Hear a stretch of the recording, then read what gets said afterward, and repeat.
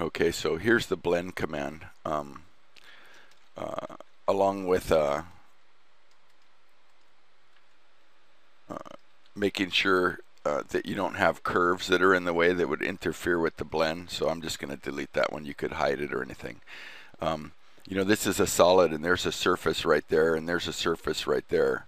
So if I actually blend between those with without deleting those surfaces, it makes a blend. A lot of times that may not happen because the blend may be shooting out from here, if it chose the edge of that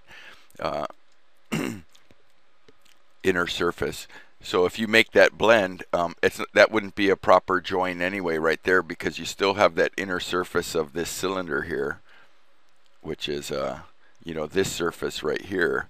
And so that blend coming up and having just that edge right there touch that solid wouldn't make a proper join. So really, when you're doing blends like that, I've deleted that surface, and I'm going to select this one and delete it.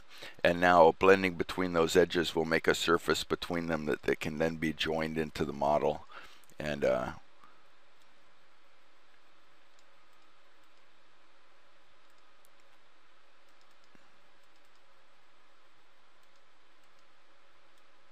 there's my blend.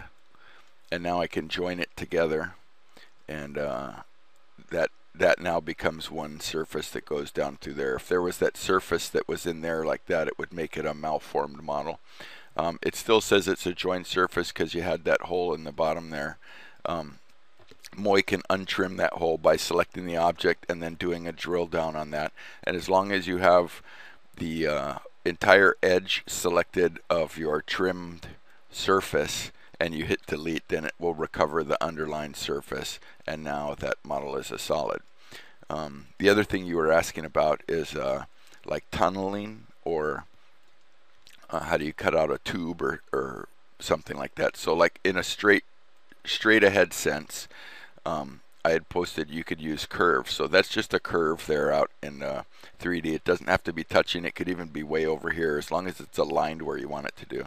And now you can use the boolean command, and you can use that curve right there to do a boolean difference on your solid object. And what it did is it like tunneled all the way through. Essentially what it's doing is it would be the same as it has an automatic extrusion, so it would be the same as having a big long cylinder there and cutting it away from that object. Same thing goes for any of the other views. You know, if you were in the top view and you had some kind of a shape you wanted cut out, like say from right there, if I just choose that and I have just a single 2D curve, I don't have to have a 3D solid object, and I choose that, it punches it out right out of the middle of that object. So that's like tunneling or tubing through. And then the other thing would be, those are just like straight extrusions though. If you needed to do something like follow a 3D path, then just make sure we don't have any curves in here. Okay, so let's say I wanted to create a shape and do a tunnel along a 3D path. Well, you would create your path, right? And then so let's say I wanted to cut this shape out along that thing there.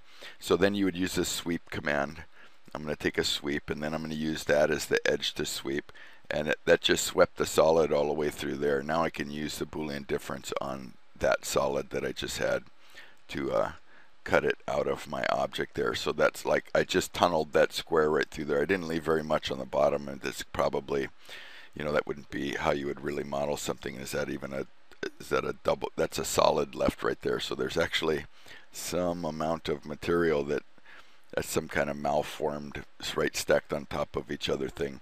You know, if that was in the middle, for instance, and I swept it through there, you would have a complete hollow cutout of your object right there. So anyway, that's how you would do the tunneling along a 3D type path. Okay.